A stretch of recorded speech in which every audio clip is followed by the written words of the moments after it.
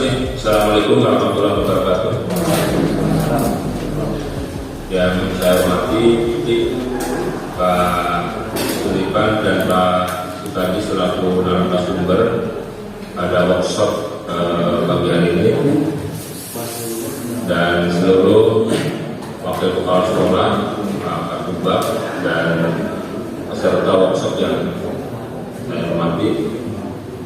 Pertama, mari kita panjang puji dan bersyukur kepada Allah Subhanahu wa Ta'ala atas limpahan nikmatnya. Alhamdulillah pada pagi hari ini kita semua dalam keadaan sehat, dan mudah-mudahan kita dalam keadaan tetap diberikan semangat oleh Allah Subhanahu wa Ta'ala untuk menjalankan tugas dan kewajiban kita. Dan yang lebih penting adalah mudah-mudahan ikhtiar kita, upaya kita untuk memajukan sekolah kita tercinta sebagai satu talaka bisa tetap kita wujudkan. Salam dan salam semoga senantiasa limpahkan kepada kita Nabi Muhammad Rasulullah SAW beserta keluarganya, para sahabatnya, dan juga kepada kita semua selaku untuk sunnah yang baik. Amin ya Allah. Hadirin yang saya hormati, pertama saya ucapkan terima kasih dan ucapan selamat datang kepada para narasumber yang hadir pada workshop kali ini, baik melalui daring dan langsung hadir di tengah-tengah keluarga besar SMK 1 Talaga, yaitu Pak Sulipan dan Pak Sutadi. Mudah-mudahan kalian Bapak memberikan pencerahan kepada kami dan banyak masukan sehingga SMK 1 Talaga juga nantinya akan memiliki roadmap yang sebenar-benarnya roadmap dan bisa menjadikan arah kebijakan kami untuk lebih terarah lagi, dan pada akhirnya bisa mewujudkan SMK yang diharapkan oleh masyarakat maupun oleh dunia vokasi. Kemudian selanjutnya saya juga berharap kepada teman-teman semua yang mengikuti workshop pada hari ini untuk dapat mengikuti kegiatan hingga selesai, kemudian juga bisa menghasilkan roadmap yang diinginkan baik oleh direktorat maupun juga menjadi acuan nanti pada kita dalam melakukan atau menjalankan mengelola sekolah ini dengan sebaik-baiknya. Kemudian saya juga ucapkan terima kasih kepada panitia, kepada tim yang sudah memfasilitasi kegiatan dari hari pertama kemarin sosialisasi, kemudian hari ini workshop sampai dengan hari Jumat nanti. Mudah-mudahan kegiatan kita bisa berjalan dengan lancar dan sesuai dengan harapan kita semua. Saya juga mohon maaf Pak Sutadi, Pak Sulipan, hari ini saya tidak bisa hadir secara langsung karena juga kebetulan ada kegiatan yang tidak bisa saya tinggalkan di SMK Negeri 1 Lebih Gunting. Mudah-mudahan kegiatan tetap bisa berjalan tanpa mengurangi kehikmatan dan keseriusan seluruh peserta. Barangkali itu saja, dan sekali lagi mohon maaf apabila selama pelaksanaan workshop ini ada hal-hal yang kurang berkenan, khususnya pada para narasumber, dan inilah mungkin betul-betul keterbatasan kami, dan mudah-mudahan kritik dan saran akan menjadikan kami lebih baik lagi di masa yang akan datang. Terima kasih sekali lagi. Assalamualaikum warahmatullahi wabarakatuh. Topik kita utama adalah tentang penyusunan roadmap, ya, peta jalan. Ya. Dengan peta jalan itu diharapkan nanti langkah pengembangan SMK ini akan lebih jelas, lebih nyata. Ya. Kalau kemarin sosialisasi secara keseluruhan sudah dilaksanakan, selamat. Ini untuk hari kedua. Kemudian besok tentunya akan berganti dengan tema-tema yang lain. Harapan saya yang mendapat tugas dan juga secara mendadak kemarin melalui Pak An kami dihubungi karena ada sesuatu hal tentang Pak Dr. Sulipan tadi, kesibukan beliau, saya bisa hadir ini tentunya juga membawa pesan beliau bahwa, dan sekaligus tadi menggarisbawahi yang disampaikan oleh Bapak Kepala Sekolah, harapannya karena ini sudah masuk ke workshop nih, tentunya ilmu yang kita peroleh sedikit, meskipun sedikit ataupun mungkin agak sedikit banyak dan sebagainya, tentunya harus ada hasil.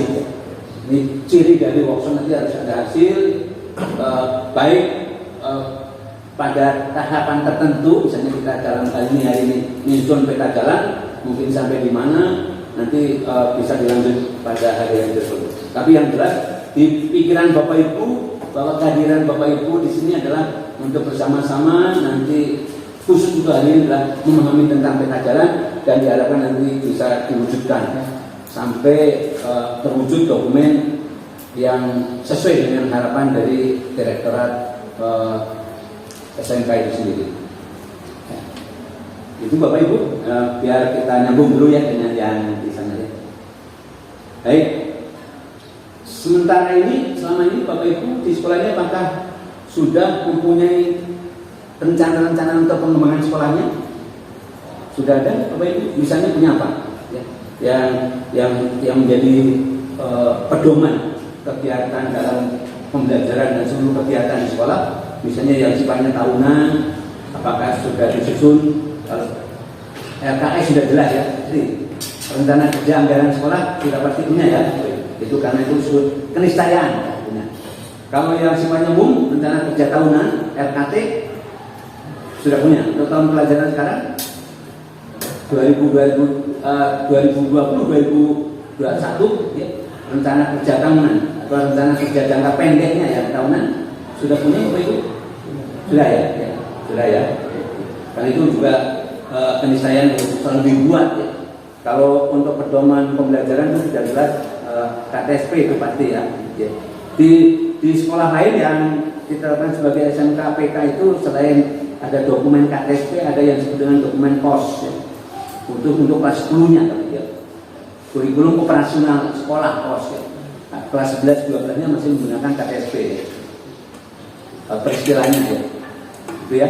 Di sini karena non PK ya, tapi tadi menjadi SMK pengembangan RI 4.0, salah satunya tadi adalah kita akan menghasilkan roadmap kita jalan. Kemudian tadi RKT sudah punya ya, tentunya ya. Siapa yang tergabung dalam penyusun RKT? Yang ikut menyusun dalam penyusun RKT, rencana kerja tahunan?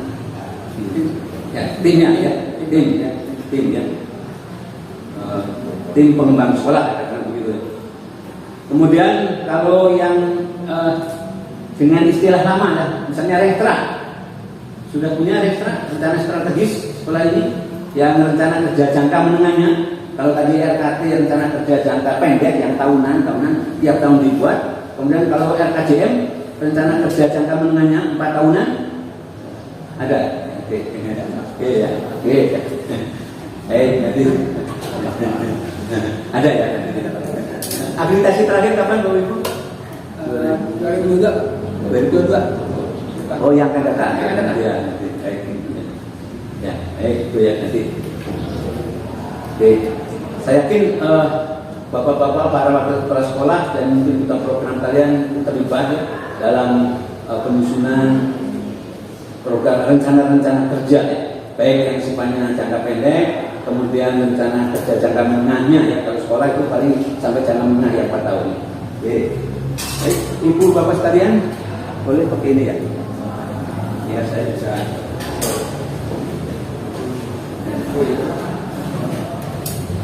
Saya akan menyampaikan materi tentang peta jalan sesuai dengan tema kita hari ini.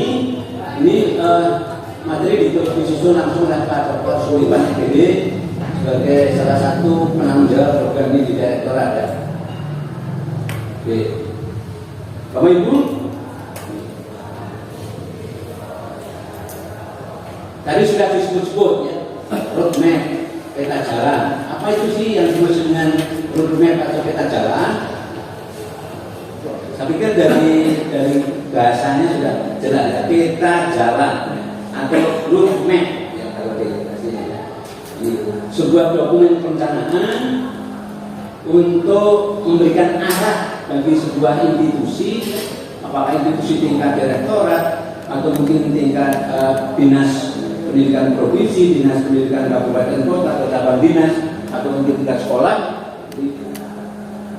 Dengan dokumen tersebut ini menjadi arah yang berisi uraian terinci, akan menjadi pemandu, menuntun seluruh warga di institut tersebut sehingga tercapailah tujuan yang diharapkan.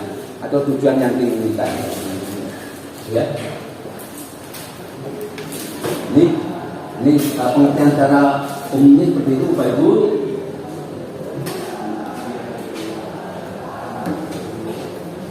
Jadi kalau memang SMK kita nanti akan suatu saat betul ya, setelah dikembangkan dalam kurun waktu sekian lama akan menjadi SMK sebagai salah satu SMK yang dikembangkan RI 4.0, tentunya roadmap atau peta jalan yang dibuat pun adalah peta jalan bagaimana uraian kegiatan, rincian kegiatan, arah yang akan dituju untuk mencapai sana. Ya kalau di sini ya. Saya misalnya kalau kemarin misalnya pernah berbicara di SMK yang mendapatkan kepercayaan sebagai SMK PK, SMK pusat unggulan, maka roadmap atau peta jalan di sekolah tersebut adalah berisi tentang seluruh uraian tuntunan bagaimana menjadikan SMK tersebut menjadi SMK pusat unggulan. Nah, ya. Jadi kita di sini sudah harus fokus. Kemarin misalnya kemarin Bapak Ibu pernah menyusun yang disebut rencana strategis, yang itu kalau menggunakan bahasa lain RKJM, rencana kerja jangka menengah, karena kurun waktunya 4 tahunan. Maka pada waktu kemarin itu karena arah yang akan dituju belum menjadi SMK pengembangan RI 4.0, tentunya roadmap-nya ya seperti kondisi tahun kemarin.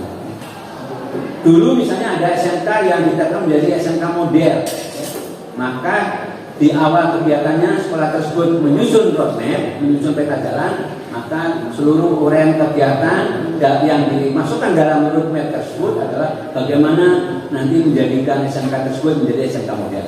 Ya, di sini karena nanti tujuan akhir yang akan diinginkan adalah menjadi SMK yang dikembangkan RI 4.0, revolusi industri 4.0, maka diharapkan peta jalan tersebut berisi uraian kegiatan dan juga perencanaan yang bisa memandu maupun menuntun seluruh warga ya,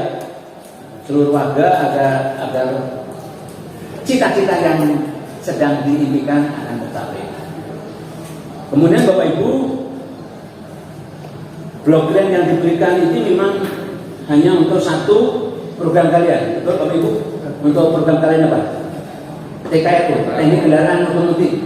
Ya. Tetapi karena yang akan menjadi SMK pembantu seluruh SMK, maka peta jalannya dan nanti peta jalan untuk seluruh program kalian yang ada, seluruh program kalian. Karena tidaklah misalnya ya, ada peta jalan untuk program kalian TKR itu sendiri membuat peta jalan, kemudian nanti misalnya BDP membuat peta jalan, tidak, tapi peta jalan untuk seluruhnya ya. Kemudian di istilah-istilah yang pernah kita jumpai di Direktorat SMK itu dulu ada yang sebutnya atau Renstra lah ya, yang sekarang adalah Renstra, rencana strategis. Kalau ada yang menanya mana RKJM-nya, mana RKJM, misalnya ada asesor mana RKJM, rencana kerja jangka menengah. Bayangan kita yang dimaksud dengan RKJM ya itu Renstra salah satunya. Kalau menggunakan peristilahan yang lain Renstra ya. Kemudian zaman dulu saya juga awal-awal itu pernah ketemu dengan RIX, rencana induk pengembangan sekolah, atau dengan double S berarti rencana induk pengembangan sekolah satu tubuhnya. Kemudian ada juga menggunakan RPS, rencana pengembangan sekolah sebetulnya. Dan salah satunya yang saya juga terlibat ketika ini ada dulu SMK yang dibantu oleh ADB Invest. SMK kurun waktu 2008 sampai 2013 itu ada 90 SMK model Invest ADB. Invest itu adalah bantuan Bank Dunia, Bank Asia untuk mengembangkan 90 SMK di Indonesia. Maka 90 SMK yang dibantu ADB waktu itu dia harus menyusun SBP, ya, School Business Plan. Jadi hanya ini apa istilahnya? Di sana itu merencanakan malah bukan 4 tahun, tapi 5 tahun. 5 tahun ke depan sekolah itu akan menjadi seperti apa dengan bantuan ADB tersebut. Maka ADB, Asian Development Bank, Bank Asia itu mensyaratkan sekolah-sekolahnya yang 90 sekolah tersebut harus membuat rencana strategisnya atau rencana kerja jangka menengahnya 5 tahunan dalam format yang disebut dengan SBP. Kemudian kalau yang dibantu Jerman itu ada membuat ini School Development Plan atau sertifikat. Ya, ini saya belum berkecimpung ya, belum. Tapi ketika SBP itu sendiri itu 1 minggu terlibat dalam bagaimana sekolah tersebut menyusun SBP yang kurun waktu 2008 sampai 2013. Nah, sekarang untuk SMKPK yang di Majalengka itu mana saja yang di dalam SMKPK? SMK 1, SMK Majalengka ya, Pasar, Panyingkiran, dan Karnas yang cabang. Oh, Karnas yang cabang Kuningan itu. Dia juga menjadi SMKPK, dia juga sedang atau mungkin sudah pada selesai menyusun roadmap peta jalannya. Nah, sekarang untuk sekolah ibu bapak di sini, ini nanti kita akan fokus pada bagaimana menyusun peta jalan atau roadmap itu sendiri. Itu ibu bapak. Kemudian next, enggak sampai seri. Oke.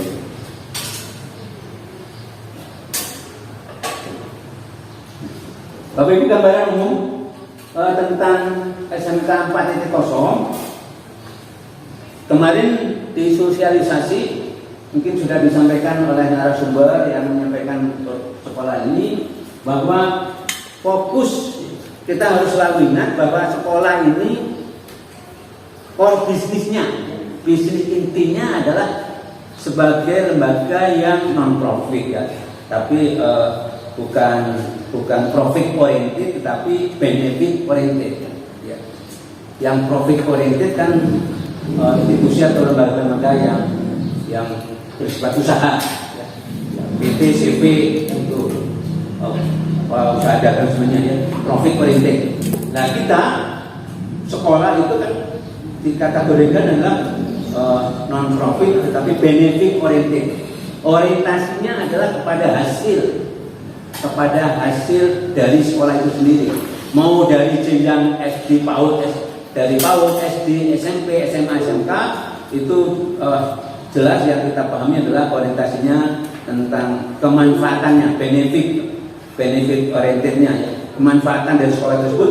Maka apapun nanti sekolah itu akan menjadi akan menjadi SMK 4.0 atau nanti di sekolah lain ada menjadi SMKPK, maka diharapkan nanti lulusan, jadi ending akhir dari pengemas sekolahnya adalah lulusan dari sekolah ini kiranya dapat memasuki dunia kerja yang menggunakan sistem dan peralatan yang berbasis 4.0. Jadi mulai dari sekarang Bapak Ibu sudah mulai tergambar bahwa ke depan alumni dari SMK Negeri 1 Talaga itu diharapkan ada alumni yang plus ya. Alumni SMK plus ya. Karena apa? Karena lulusannya diharapkan mampu nanti ya, memasuki dunia kerja yang di sana sudah menggunakan peralatan maupun sistemnya ya. Tata kelola perusahaan tersebut, peralatan dan sebagainya sudah menggunakan berbasis industri 4.0. Mungkin saya tidak pada gilirannya untuk membahas tentang industri ini ya, karena sudah dipahami. Yang sepintas saja yang kita pahami bahwa sekarang ini memang kita memasuki industri 4.0, antara lain konon salah satunya banyaknya pekerjaan yang hilang gitu ya. Banyaknya jenis-jenis pekerjaan yang hilang. Karena apa hilangnya?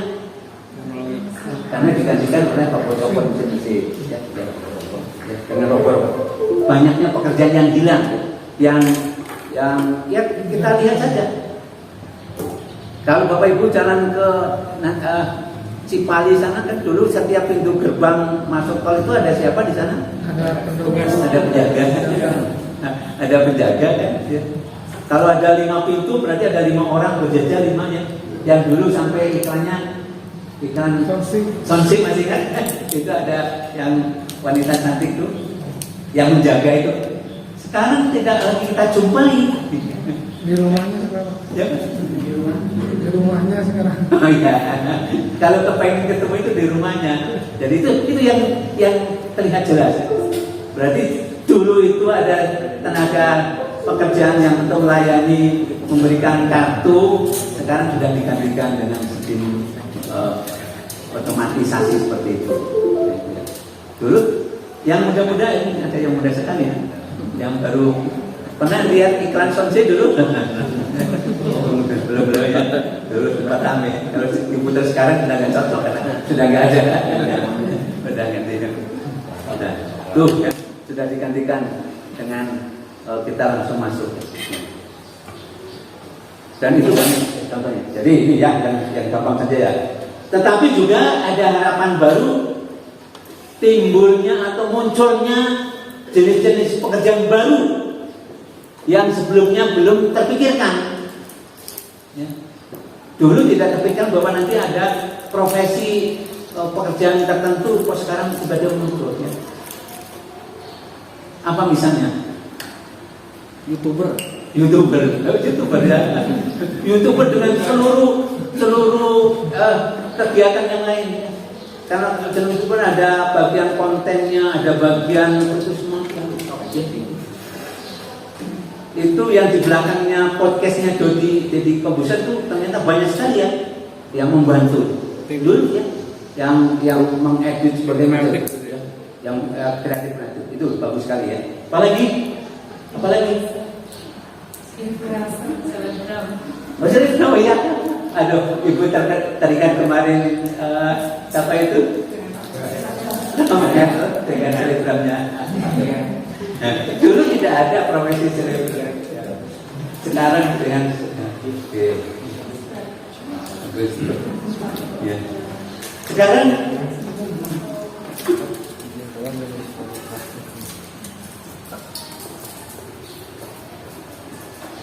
Sekarang punya mobil tuh dulu dinikmati untuk jalan-jalan sendiri ya. Orang membeli mobil untuk keluarganya, untuk mobil bagus-bagus berapa sampai mobil yang ratusan juta.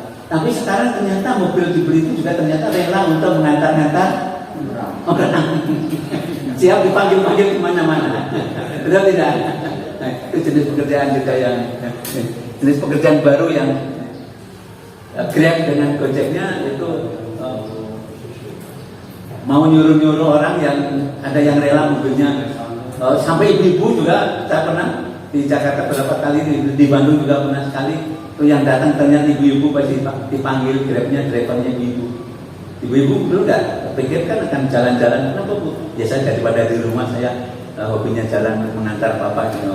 Ya ini salah satunya lah itu. Dan masih banyak lagi. Baik, jadi Bapak Ibu nanti Bapak Ibu sudah mulai tergambarkan menyiapkan lulusannya ya agar dapat masuk itu kerja. Nanti kita akan lihat yang seperti apa lulusan yang akan siap.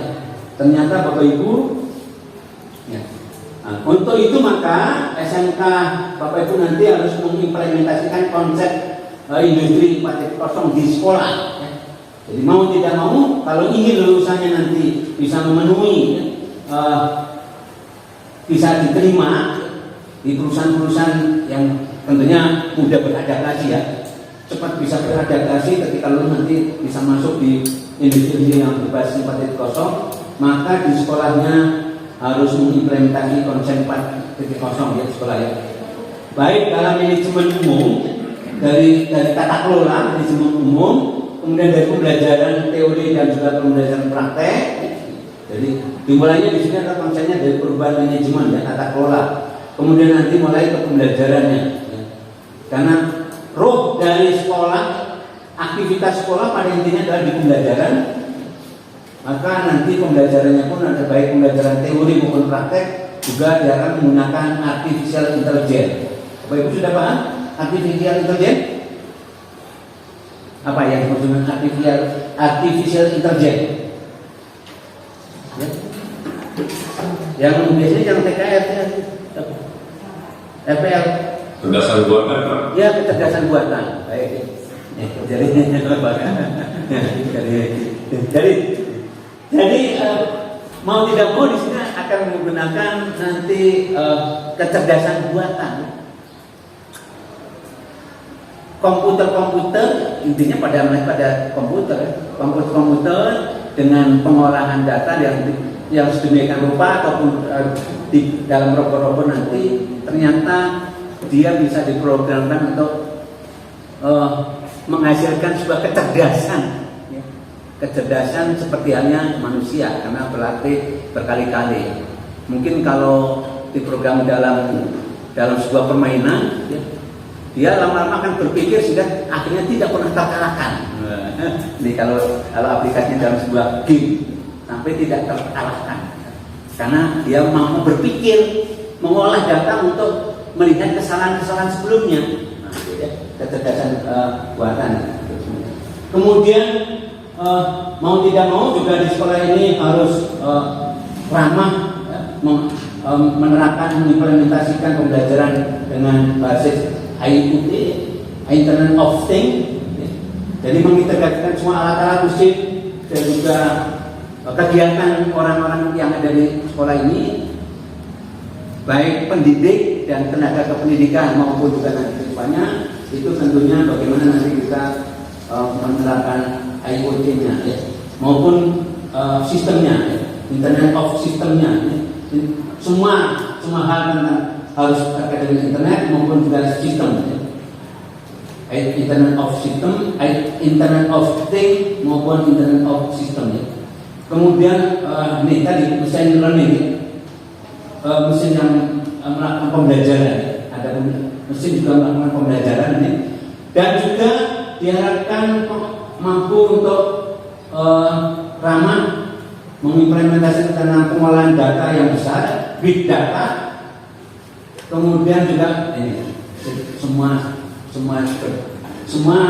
akhirnya mau tidak mau kita harus selalu berhubungan dengan teknologi ajaib internet ya. Bisa katakan internet sesuatu yang ajaib yang bisa merubah sedemikian rupa wajah dunia sekarang ini ya. Itu ya. Kemudian berikutnya manajemen dan pembelajaran dikelola secara terintegrasi dan sistematis melalui sistem informasi manajemen. Ya, jadi nanti tata kelola di sistem manajemennya itu harus punya sistem informasi manajemen. Di sini mungkin sudah menggunakan SIM? Sudah. Apa? Tentang apa misalnya? Pembelajaran. Yang mulai dari katakanlah ada absen pakai fingerprint, ya, misalnya itu absensi peserta didik pakai fingerprint. Ya. Kemudian ada sistem informasi tentang keuangan ya, yang terpusat. Kemudian tentang pembelajaran ya, materi-materi dan seterusnya ya. Ini mungkin kalau sudah ada, Anda tinggal mengembangkan ya. Ini di kegiatan pembelajaran pilihan, kemudian juga kegiatan siswa. Kegiatan siswa itu juga bisa nanti dibuat dalam sebuah sistem informasi yang terpadu. Apakah itu co-kurikulernya, ekstrakurikuler, maupun dengan kegiatan-kegiatan lain, terutama ini ekstrakurikuler ya, pengembangan minat bakat maupun co-kurikuler. Demikian pula kegiatan-kegiatan guru untuk mendukung kegiatan belajar maupun pendidikan, dan juga kegiatan di tenaga kependidikannya ya. Keuangan terpusat ya, yang orang tua yang akan memberikan sumbangan ya, masih dimungkinkan ya, sumbangan itu juga secara transparan terkelola karena adanya laporan-laporan yang tadi transparan dengan menggunakan sistem informasi manajemen yang berbasis IT tentunya ya, semua berbasis IT. Kemudian kalau nanti hubungan dengan masyarakat, hubungan dengan industri maupun juga pengelolaan sarana prasarana ya. Jadi pengelolaan sarana prasarana yang menggunakan SIM ini tentunya nanti kalau sekolah punya bahan habis pakai misalnya, punya bahan habis pakai yang dimanfaatkan sekolah apa saja misalnya bahan habis pakainya. Kalau zaman dulu kan masih banyak kertas-kertas ya, bahan-bahan untuk praktek untuk kebutuhan ATK, kemudian misalnya untuk bahan-bahan praktek yang habis pakai ada kabel, ada oli dan sebagainya. nanti bisa dikelola dengan sistem informasi manajemen. Ya. Di gudangnya ada barang apa saja, kemudian berapa banyaknya, itu sudah harus dikelola dengan sistem informasi manajemen. Ya. Sehingga ketika ada yang mengajukan untuk keperluan tertentu sudah bisa dikontrol, seperti halnya stok barang yang ada di mana? Di gudang-gudang toko, di gudang-gudang yang ada di, misalnya kalau gudang-gudang di apotek, ya, barang-barang yang obat-obatan di apotek atau toko-toko modern yang menggunakan komputerized. Toko modern itu, ciri toko modern adalah, dikatakan toko modern adalah toko-toko yang menggunakan komputerized dalam pengelolaan barang yang dijual belikan. Di sini pun nanti misalnya tentang sarana prasarana maupun bahan-bahan yang itu bisa dikelola sistem informasi manajemen. Ada yang dari seorang TU mengajukan kepada Pak Kasubag TU butuh kertas A4 5 rim. Recording stopped. Tinggal dicek di datanya di komputernya. Wah, tersisa hanya 3 rim, tidak ada 5 rim pilihannya. Tidak usah langsung. Nanti begitu disetujui hanya 3 rim diambil, otomatis nanti langsung stok habis. Lihat stok habis ya. Itu mestinya sampai ke sana untuk informasi itu di antara keseluruhan. Kemudian diharapkan pula yang berikutnya Bapak Ibu, sekolah ini juga diharapkan nanti menerapkan paperless dokumen dan digitalisasi data. Paperless dokumen itu maksudnya apa?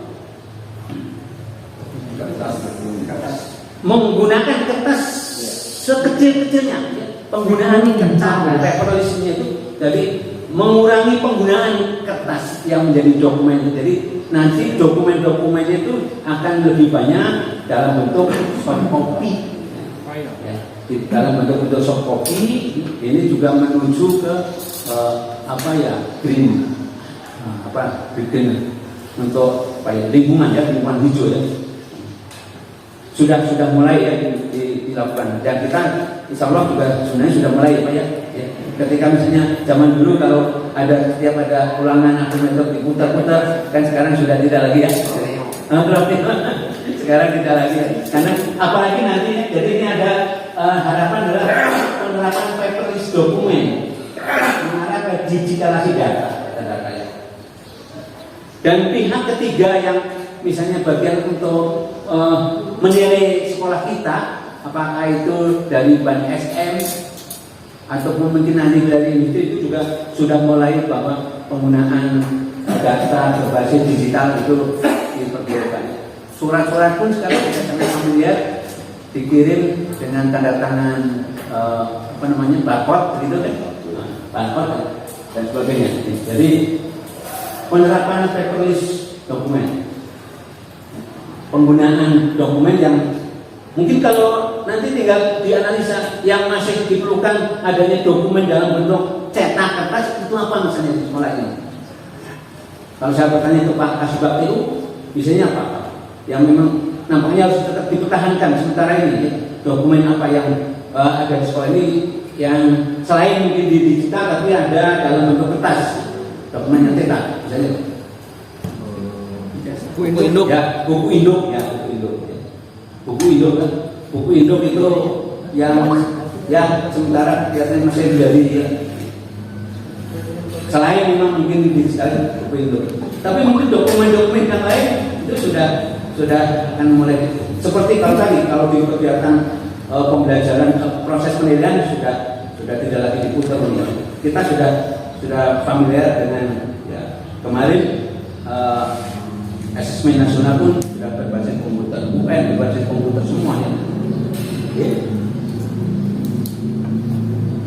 Itu ya Bapak Ibu. Yang berikutnya Bapak Ibu, menggunakan peralatan praktek berteknologi 4.0 dan terdapat program aplikasi. Jadi nanti harapannya ini dari mana kita akan memperoleh peralatan yang berteknologi 4.0 ya, tentunya setahap demi setahap ya. Jadi menunggu pada saatnya ya, apakah dari pemerintah pusat maupun ada swadaya sekolah melalui anggaran yang ada maupun dari pihak-pihak lain nanti tentunya diharapkan secara bertahap ada peralatan-peralatan berteknologi 4.0 ya. Kemudian aplikasi ini yang ini adalah mungkin hal baru ya. Ada aplikasi mudah-mudahan nanti akan dibangun bersama-sama. Sekolahnya akan menggunakan aplikasi untuk tadi integrasi ada nama alat, nama pengguna alat mesin, waktu penggunaan alat atau mesinnya itu catatan-catatan dia dibeli tanggal berapa, di maintenance tanggal berapa, maintenance terakhir. Kalau di mesin boot, mesin freeze itu juga dari riwayat penggunaan berapa jam itu nanti bisa terdeteksi kalau ada aplikasinya. Bisa jadi nanti pada saat pembelajaran kalau sudah menggunakan aplikasi itu, terutama pembelajaran praktek, karena kita juga mengacu paperless dokumen kertas itu semakin sedikit, ya job sheet yang akan dibaca oleh murid-murid kita ketika akan praktek, ya sudah bisa menggunakan aplikasi, ada tersimpan dalam aplikasi. Ya. Bahkan nanti muncul di bengkelnya itu ada layar lebar menginformasikan tema praktek hari ini seperti apa, kemudian dipaparkan di layarnya job sheet-nya untuk dipahami bersama. Itu sudah tinggal klik dulu, pencet klik tertentu muncul anak-anak memahami job sheet-nya yang akan dikerjakan ya, untuk praktek hari itu. Kemudian nanti langsung bisa diprogramkan pembagian kelompok kerjanya, pembagian kelompok kerja sebelum praktek ya. Kemudian misalnya ada bagian biasanya kalau praktek di sekolah ini selain guru dibantu siapa di bengkelnya? Dibantu siapa? Ada toolman? Ada toolman nanti yang siap. Anak-anak tidak bisa langsung tiba-tiba nyelonong praktek. Dia harus melihat dia kelompoknya siapa saja. Kemudian nanti alat yang akan dibutuhkan dipinjam sudah selalu dalam aplikasi ini. Kemarin sempat berbincang dengan Pak Sulipan seperti itu ya, untuk ke depan aplikasi program terintegrasi ya, dalam pembelajaran praktek. Kemudian yang terakhir ini gambaran SMK 4.0 adalah pengguna peralatan. Jadi kita akan masuk ke bagaimana sikap kita. Kalau jadi ini banyak berbicara tentang apakah itu tata kelola, manajemen peralatan, kemudian jadi sistem manajemennya, kemudian konsep-konsep tentang menghemat kertas. Nah, ini bagaimana tentang diri kita sendiri, Bapak Ibu guru, tenaga pendidikan, Pak Kasubag dengan seluruh yang ada di bawahnya itu diharapkan mempunyai karakter yang disiplin. Nah ini diteruskan paling depan. Kuncinya adalah disiplin. Pertama ya, memiliki karakter yang disiplin. Kemudian gesit. Ya. Kalau saya coba dinas itu gesit, sigap. Jadi disiplin adalah kunci keberhasilan. Jadi, ya. Kemudian sikap yang gesit, tanggap, sikap. Nah ini ada yang Bapak Ibu ini sering sekali Pak Direktur, Pak Dirjen kita sudah paham ya Pak, kita punya dirjen sendiri. Siapa Pak dirjen kita? Dirjen Pendidikan Vokasi. Kita kan sudah tidak lagi bergabung dengan Dirjen Pendidikan Dasar dan Menengah ya. Mulai tahun ini kita sudah menjadi kelompok sendiri, adalah ada Dirjen, Direktorat Jenderal ya, eselon satunya Dirjen Pendidikan Vokasi. Pak siapa? Pak Wikan Sakarinto, PhD dulu dekan di Sekolah Vokasi UGM, selalu menyampaikan ini bahwa yang dibutuhkan untuk sekarang ini Bapak Ibu, kurikulum 2013 kemarin masih kita dengar 4C ya. Kompetensi abad 21 yang dibutuhkan 4C. Masih ingat 4C? Ya. Yang pertama adalah critical thinking and problem solving, mampu berpikir kritis dan mampu memecahkan masalah ya. 4 ya, itu kompetensi abad 21, untuk kemampuan abad 21 yang betul-betul dibutuhkan untuk ditumbuhkan kepada anak didik kita. Pertama, critical thinking and problem solving. Bagaimana menumbuhkan critical thinking and problem solving? Ya, semua guru berkomitmen untuk dalam pembelajarannya sudah merubah pembelajaran paradigma baru yang berpusat kepada peserta didik, menumbuhkan, melatih bagaimana anak-anak mempunyai kemampuan berpikir kritis dan bisa memecahkan masalah ya. Dengan diberikan tugas-tugas, diajak diskusi, kemudian juga berani menyampaikan nanti dan sebagainya. Ya, C yang pertama critical thinking and problem solving. Kemudian yang kedua adalah ini komunikatif. Komunikatif. C yang kedua komunikatif. Maka salah satu cirinya nanti kalau untuk menjadi lulusan yang berbasis diterima di industri berbasis 4.0 pasti diperlukan anak-anak yang mampu berkomunikasi dengan baik ya, dengan sesama yang sederajat, mungkin dengan interpersonal dengan siapa yang bisa, kalau berhubungan dengan produknya yang akan dipasarkan, bagaimana dia berkomunikasi. Kemudian kalau dia menjadi supervisor nanti juga dia mampu berkomunikasi dengan yang ada di bawahnya. Jadi ini perlu dilatihkan. C yang kedua communication ya. Critical thinking and problem solving, communication, kemudian kreatif. Ini kreatif ya,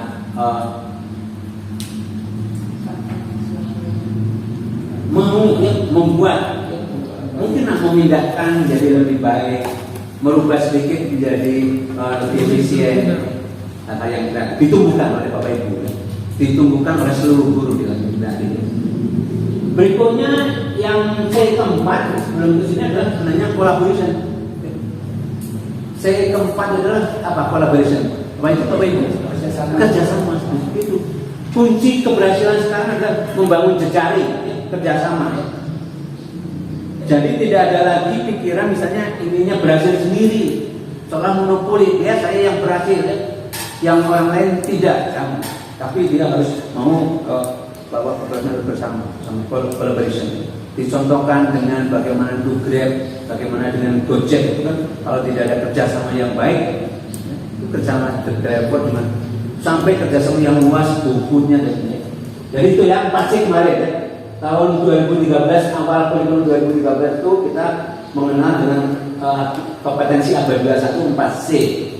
Ya, tadi ya, critical thinking and problem solving, kemudian communication, kreatif, dan collaboration, kerjasama. Ya. Nah, sekarang beliau itu sering Pak Dirjen menambahkan akhirnya menjadi 6C. Tambahan yang berikutnya computational thinking. Kalau asli computational thinking, berpikir seperti halnya komputer. Ya. Jadi kemampuan berpikir seperti halnya kemampuan berpikirnya komputer. Itu juga salah satu kompetensi abad 21. Ya masih ya, sekarang masih yang sering kita dengar oleh beliau adalah ini. Nanti Bapak Ibu suatu saat misalnya tahun depan akan ada kurikulum pembelajaran paradigma baru, itu salah satunya juga selalu mengharapkan anak-anaknya mempunyai kemampuan berpikir. Ada yang dari di sini RPL mana? Yang kapten RPL. Mana? Bapak yang dari RPL. Yang Bapak? Dari TKD. Nah, TKD juga sama ya. Mungkin bisa menambahkan menjelaskan apa sih yang kalau berpikir secara komputer itu yang seperti apa sih? Berpikirnya komputer secara sistematis Pak. Secara sistematis. Logika. Okay. Jadi berbasis data. Ya, berbasis data. Ya. Jadi berpikir yang selalu dengan berbasis data. Ya. Kemudian bisa diterima logika, diterima. Kemudian sistematis. Ya itu. Jadi itu salah satu juga yang diharapkan kemampuan berpikir anak kita adalah itu. Ya. Jadi 4C sekarang sudah tambah lagi 1C. Ya. Computational thinking. Lengkapnya berpikir secara komputer tadi. Cirinya kalau berpikir secara komputer selalu berbasis data. Jadi harus ada input. Jadi dia sudah bisa, artinya nanti bisa menyerap mana itu data benar, data hoax. Jangan sampai anak kita juga terbawa-bawa yang hoax masih disebar-sebar. Jadi harus data yang akurat. Ya. Ini yang kelima. Yang keenam adalah conversion. apa itu compassion? Terarah compassion, dan ini bekerja dengan penuh kasih sayang. Nah ini ciri ditumbuhkan compassion adalah berarti nanti dalam bukunya ada compassion, terarah, kompas, dan berarti ada arah dan penuh kasih sayang. Ini 6C ya. Ini yang belum tertulis ada collaboration ya. Nah, bisa ditambahkan. Kalau tadi critical thinking and problem solving ini sudah dibilang kenalan kritis, communication, kreatif, dan ada collaboration. Berpikir compassion thinking dan memiliki compassion ya. Memiliki compassion adalah arah yang jelas dan penuh kasih sayang. Ini di sini. Kalau Bapak Ibu dalam hal ini berarti sebagai guru adalah apa? Melayani. Melayani. Siapa yang akan dilayani? Siswa. Nah sedikit ya, sedikit. Di sini ada manajemen mutu ya Pak ya. Berarti masih yang manajemen mutu Bapak ya. Bahkan masih menerapkan ISO berarti. Masih menerapkan ISO. Dalam konsep ISO, pelanggan utama sekolah ini siapa? Siswa. Pelanggan yang kalau kita kelompokkan dulu ya, ada pelanggan primer, pelanggan sekunder, pelanggan tersier. Yang dikategorikan pelanggan primernya itu siapa? Primer. Siswa. Ya. Pelanggan sekundernya siapa? Dari Dudi. Terus kemudian orang tua? Pelanggan. Betul begitu? Coba dilihat lagi. Dalam konsep sistem manajemen mutu di ISO yang sebagai pelanggan primer di sekolah, satu sekolah sebagai pelanggan, kita kan sistemnya itu berarti yang memuaskan seluruh pelanggan kan. Dengan sistem manajemen mutu itu ada kuncinya adalah memuaskan, dalam sistemnya itu adalah bagaimana untuk memuaskan seluruh pelanggan yang ada. Nah, maka kita urutkan siapa pelanggan primernya, siapa pelanggan sekunder, siapa pelanggan tersier sampai berikutnya. Gimana? Cenderung siswa. Cenderung siswa. Baik, pelanggan. Primer. Ya, primer. Jadi yang harus diberikan kepuasan terlebih dulu siswanya begitu. Siswa. Ya. Guru. Ini sudah ya. Jadi ya, sebelum ke siswanya nanti menjadi apa merasa puas, mestinya yang harus diberikan kepuasan terlebih dulu siapa? Guru. Nah, dulu saya seperti Bapak. Dulu saya yang kalau sekolah itu yang ditanya siapa pelanggan primernya, langsung berpikir adalah ya siswa. Tapi ternyata coba kita lihat dokumennya. Yang harus dilayani sehingga dia menjadi puas, menjadi yang berikutnya nanti akan memberikan pelayanan puas, ternyata pelanggan primernya adalah guru primer. Pelanggan primernya adalah guru. Siapa yang memberikan pelayanan primer itu dalam sistemnya itu sendiri, sistem untuk bagaimana guru itu memang nyaman, kemudian senang, harmonis, ya. puas ya. Kalau sebagai pelanggan primer itu harus puas dulu guru. Siapa? Ya manajemen, top manajemennya, kepala sekolah dalam hal ini, kepala sekolah. Karena beliau yang punya tunjuk lurus, bisa merubah apapun dengan beliau. Jadi kalau ditanya untuk majunya pertama kali sekolahnya akan menjadi berkembang maju, pertama kali yang keinginan maju itu harus dimulai dari bapak kepala sekolahnya. Jadi ketika bapak kepala sekolah betul-betul ingin menjadikan sekolah maju, beliau yang akan menentukan arah, baru nanti kemudian berikutnya harus didukung oleh semua guru dan tenaga pendidikan. Maka dalam konsep sistem manajemen mutu pun pertama yang harus memulai kepuasan sebagai semua pendidikan, kan ada pelanggan internal, ada eksternal. Guru harus betul merasa puas, nyaman menjadi bagian dari sekolah ini. Baru kemudian pelanggan sekundernya siswa itu sekunder.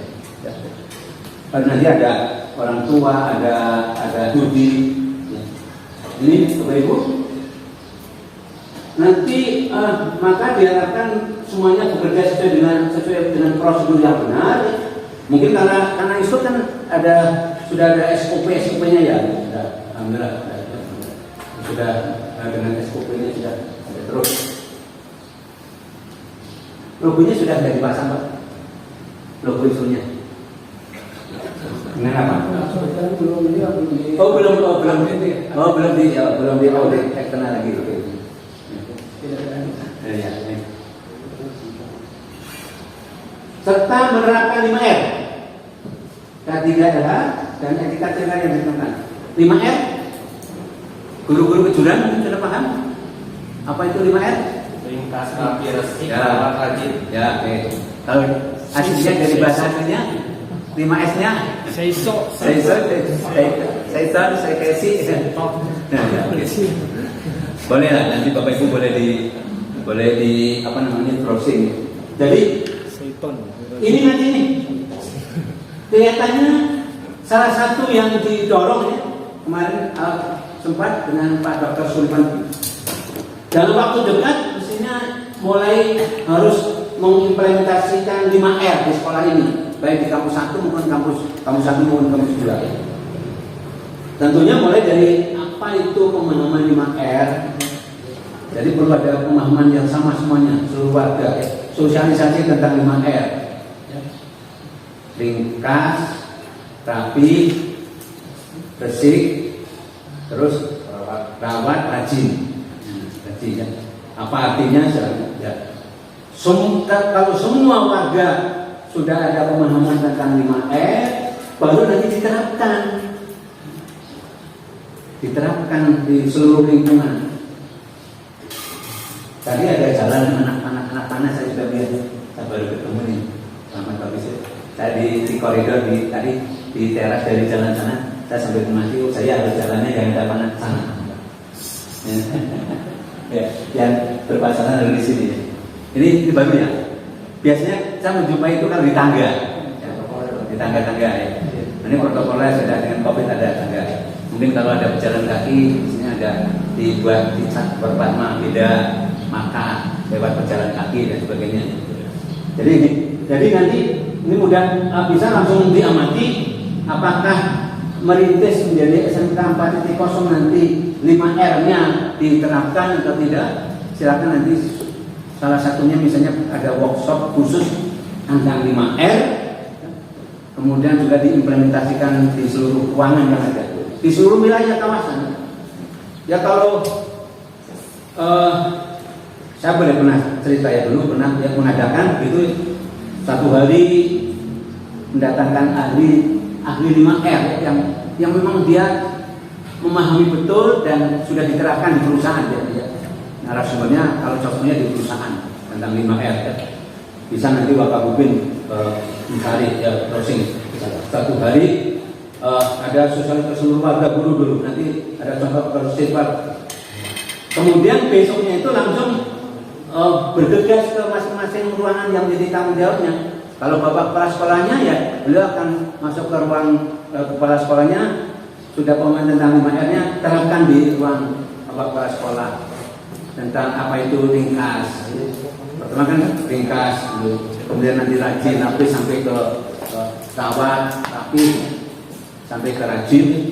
Nanti ada wakasek-wakaseknya di ruang wakasek diterapkan. Ruang guru, terus tim yang ada di guru, taprok di bengkel-bengkel, kemudian semua bergerak, maka jadilah sekolah itu menerapkan 5R. Ini kan konsep yang dilaksanakan di industri, mau tidak mau juga karena kita akan masuk ke sini ya. Kemudian juga menerapkan K3RH, keselamatan kerja, keamanan keselamatan kerja dan juga lingkungan hidup. Bermaksud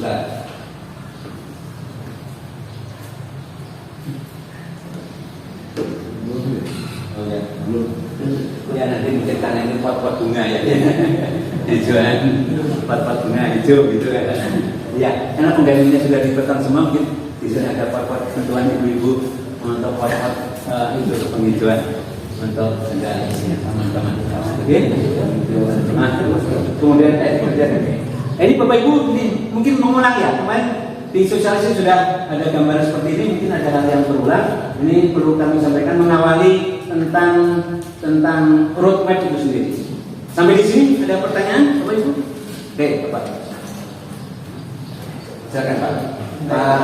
Terima kasih Pak Iwan. Assalamualaikum warahmatullahi wabarakatuh. Waalaikumsalam warahmatullahi wabarakatuh. Perkenalkan. Terima kasih Pak Dr. Materi yang berikan waktunya pada saya. Nama tadi sudah Iwan Alimuddin. Kebetulan saya pada kesempatan ini jabat sebagai MM Manajer Mutu, dan kebetulan ada jabatan tambahan mungkin, tapi itu mungkin setelah ini PFP ya, mungkin itu di Timbos Pak, Timbos. Ya. Nah ini yang mungkin ingin saya tanyakan itu tadi dalam mengenai RKCM, yaitu perubahan sekolah untuk SMK Surabaya. Kan ini kita itu sudah tahun 2018 Pak, RKCM-nya sampai 2022. Nah kebetulan sebetulnya itu untuk RKCM yang tahun lalu itu merencanakan sekolah baru, ya ini kampus 2 ini. Jadi sudah tercapai, alhamdulillah. Kita sudah ada kampus 2 ini ya, sudah tercapai. Dan itu targetnya sebelum tahun 2022, tapi alhamdulillah sudah tercapai. Nah sekarang kita sudah masuk SMK, masuk pada SMK 4.0. Nah ini saya punya pengingat awalnya ingin mengadakan semacam pertemuan sama para unit kerja, terutama ini masalah RKA ya Pak, RKA yang untuk tahun 2022. Nah, apakah dengan SMK 4.0 ini, apakah perlu mungkin kami tidak menunggu, karena di visi misi kita sampai 2022 Pak, 2022. Apakah boleh misalkan akhir 2021, ya, mungkin Oktober, Desember, dengan itu ya kita adakan semacam itu, mungkin jangkanya mungkin 2021 sampai 2025 misalnya, dari 4 tahun ke depan. Apakah boleh seperti itu atau kita tetap menunggu itu RKJM 2022 gitu. Berarti kita tahun 2022 kita buat RKJM, walaupun ini sudah ada hari ini 4.0. 4.0 ini kan ini untuk SMK, bukan untuk jurusan TKL, itu untuk seluruh unit yang ada di SMK. Dan saya mungkin pertanyaannya, apakah ya kami di sama-sama di bos juga dan kami juga itu, apakah harus tetap ikut yang KJM visi 2022, dan itu mungkin akan ada evaluasi 22, atau kita tarik aja kasih dengan ada SMK 4.0 kita rencanakan bulan depan lah. Terima kasih Pak. Assalamualaikum warahmatullahi wabarakatuh. Waalaikumsalam warahmatullahi wabarakatuh. Pak Iwan luar biasa, udah langsung memancing fokus kita ke arah sana. Saya ingin balik bertanya, Bapak Ibu, sekolah ini akan menjadikan SMK 4.0 itu kapan? Apakah akan menunggu nanti beberapa bulan yang lalu, atau sudah harus dimulai dengan perubahan mindsetnya dari kemarin, katakanlah tapi dengan hari ini juga bertambah, atau seperti apa Bapak Ibu? Harus mulai Sekarang mulai, harus sekarang mulai gitu. Nah, makanya berarti sudah nggak, jawaban pastinya berarti harus sudah dimulai, harus direvisi, harus juga direvisi, menjadikan pedoman yang baru, karena kita semua bertekad akan menjadi sekolah ini menjadi SMK 4.0, maka otomatis tadi yang rencana-rencana sebelumnya direvisi, langsung dievaluasi, direvisi, dan nanti arahnya sudah jelas. Kita akan membuat peta jalan dengan yang menggunakan format, dan nanti kita berharap ada suntikan blok grant, meskipun itu buat TKL, tapi itu juga merembet keseluruhannya, tidak ada ketimbangan. Karena kalau menunggu itu soal nanti berharap dananya kan nanti berharapnya datang, padahal kan mungkin sudah mulai ada kan. Salah satu ini kegiatan seperti ini adalah sebuah upaya workshop, itu kan sudah berarti kita merubah, nanti bisa jadi visi misinya kita akan sesuaikan dari dulu. Nanti kita lihat di komponen itu, ya. pertanyaan itu langsung bisa Bapak Ibu kita yakinkan jawab harus dimulai sekarang. Oke, gitu ya. Makasih Pak. Terus Pak Solihuddin. Ya, ini ya kita lihat. Saya ini ya Pak. Ya. Terima kasih Pak Tumanggali. Mohon tadi barangkali pertanyaan dari UKM barangkali di RKA itu sampai 2022. Oke, setuju. Iya. Dengan adanya SMK RI 4.0 mulai sekarang. Oke, barangkali ini kalau menurut hemat saya RKA itu tetap 2022 berdasarkan visi misi Pak. Tetapi kalau ada, toh memang pada akhirnya nanti ada tambahan dan ini otomatis jelas pada visi. Ini ada tambahan barangkali nggak merubah rincian atau komponen daripada RKD itu. Barangkali ini ada tambahan. Oke, pas ini mulai sekarang. Barangkali itu terima kasih Pak. Baik. Dengan menggunakan bahasa seperti apa maka silakan. Intinya bahwa kita sudah mulai harus bertekad. Kemarin sosialisasi itu kepada seluruh warga itu artinya bahwa seluruh warga sudah paham ke depan sekolah ini akan menjadi SMK yang dikembangkan menjadi SMK 4.0. Nah, maka program kerja atau rencana ya, katakanlah tadi yang sifatnya jangka menengah, Restra, RKJM atau kita akan mengenal roadmap, maka tentunya berisi tentang tadi sudah harus berisi tentang bagaimana menjadikan SMK 4.0. Kalau memang tadi ada kemarin-kemarin yang tetap harus dipertahankan silakan ya. Mungkin ada karena nanti kan kita bisa lihat kalau misalnya sudah lebih teknis diwujudkan dalam RKAS nanti kan lebih jelas ya. Kalau itu kan misalnya program-program umum nanti tergambar tiap tahun.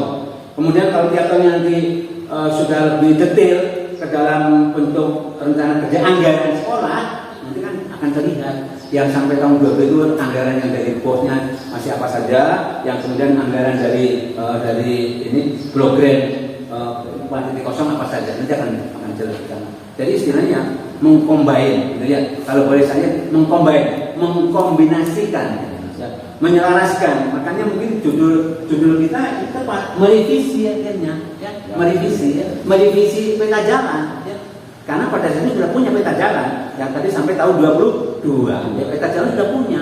Tapi peta jalan waktu itu yang 2018 sampai 2022, ketika sekolah ini belum ada pikiran akan menjadi SMK 4.0. Nah, karena tahun ini kebetulan di akhir 2021, maka tepat kita berarti kalau judulnya membuat soalnya selama ini kita belum punya apa-apa. Kita maka merevisi ya. Ini judul jadi merevisi peta jalan karena kita pada dasarnya sudah ya pastilah saya harus bilang harus sudah punya ya, peta jalannya ya. Peta jalan roadmap atau disebut jenisnya KA, rencana kerja rencana strategis, RKJ rencana kerja jangka menengahnya, turis dan peta jalan. Oke ya, sepakat ya Bapak Ibu? Oke, ada lagi Bapak? Pak Yaya Sudia. Oke ya. BKK Pak Yaya. Assalamualaikum warahmatullahi wabarakatuh. Waalaikumsalam warahmatullahi wabarakatuh. Benar sekali apa yang disampaikan oleh pembicara tentang pertanyaan ke arah pengembangan SMK era industri 4.0. Kalau saya lihat itu ini programnya jangka panjang ya Pak ya. Program yang tidak bisa diselesaikan 1 atau 2 bulan itu. Jadi kan terkendala dengan permasalahan teknis ini kan saya pikir di sektor yang paling penting itu ada di kepala sekolah, karena kalau dia visinya ke sana itu nanti akan semuanya nanti mau tidak mau akan itu besar gitu ya. Ini jadi masalah itu kita itu sudah hampir 1 tahun kemungkinannya tidak jelas masih ganti-ganti gitu. Saya merasakan PRD yang kemarin kebijakannya seperti ini, kemudian PRD yang lain kebijakannya yang lain, jadi kayaknya tidak fokus sampai ke arah yang apa yang apa namanya kesana itu khawatirnya barangkali ketika yang baru ternyata fokusnya beda lagi. Nah ini barangkali mungkin bisa disampaikan kira-kira solusinya. Baik, terima kasih. Salam. Baik, begini aja Bapak Ibu ya. Jadi memang kita harus mengingat bahwa keberadaan Bapak atau Ibu Kepala Sekolah di suatu lembaga itu kan beliau bertugas sesuai dengan penugasannya ya, dengan penugasan. Begitu ditugaskan di suatu tempat, pasti beliau akan fokus bagaimana menjadikan sekolah yang tempat tugasnya itu maju ya. Kemudian mengharap dukungan semuanya ya. Nah, kemudian tidak bisa dihindari lagi misalnya kemudian dipindah ya. Kemudian ada pergantian yang mungkin ada sedikit perbedaan itu hal yang ya. Karena kalau tidak ada, karena kondisi di negeri kan kita tidak mungkin misalnya ada yang pensiun kemudian tidak PLT ganti lagi PLT.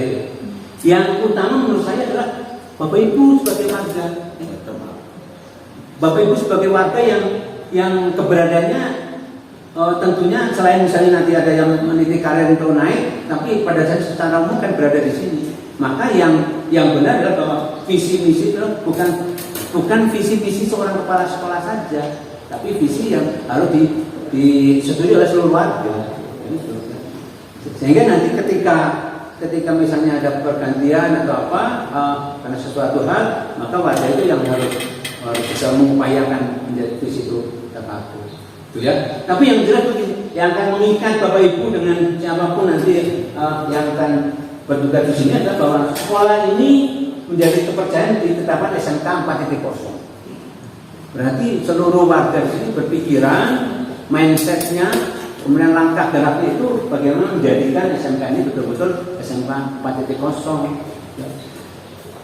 Yang memang menurut Bapak sampaikan tidak mungkin hanya sebulan 2 bulan.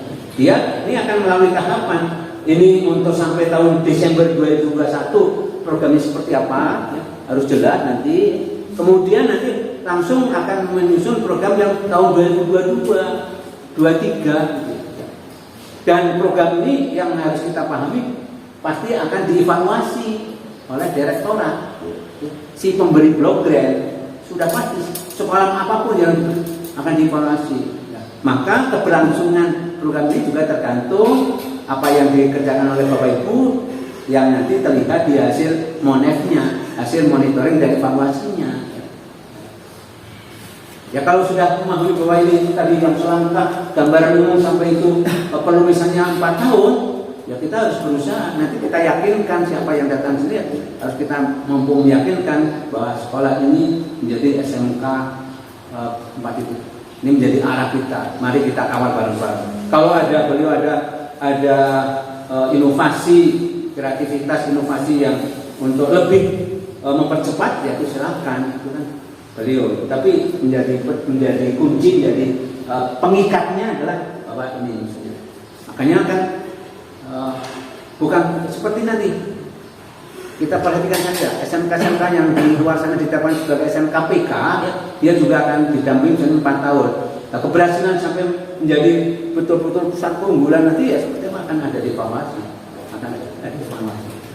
akan dievaluasi sejauh mana keberhasilan seperti yang tangga itu menaiki tahapan-tahapan tangganya. Ya. Kita kan baru masuk mulai ya tahapannya kemarin sosialisasi tentang ini ya. Tadi ada saya ulang sedikit gambaran umum. Sekarang kemudian yang kedua harus mempunyai peta jalan yang jelas. Ini peta jalan nanti untuk menjadi pedoman kalau ada misalnya ada kepala sekolah yang baru lagi. Kalau sekarang kan pasti akan ditandatangani disahkan oleh yang sekarang. Berikutnya ini menjadi pedoman, dievaluasi. Kalau ternyata ada hal yang menjadikan misalnya tidak berlanjut pengembangan ini ya itu tentunya tergantung semuanya di mindset Bapak Ibu semuanya. Tapi saya yakin kita harus wujudkan kan? Kita harus wujudkan ini. Luar biasa ini sudah salah satunya kemarin ingin punya kampus 2 kita terwujud. Ya. Kita meniti berikutnya adalah dari yang jangan terlalu berpikir yang tinggi, dari tahap ke tahap, dari step by step. Oke, kita pemahaman tentang 4.0 seluruh warga sudah nanti. Kemudian tadi menerapkan 5R, lingkungan sekolah, kemudian tentang lingkungan hidup, kemudian dan integritas komitmen seluruh warga, menumbuhkan salah satu nanti pembelajaran yang rohnya pembelajaran, roh pembelajarannya. Begitu ya Pak ya? Mungkin jawabannya. Mudah-mudahan semua sepakat begitu terus ya. SMK bisa, SMK bisa. Oke, saya masih satu lagi ya.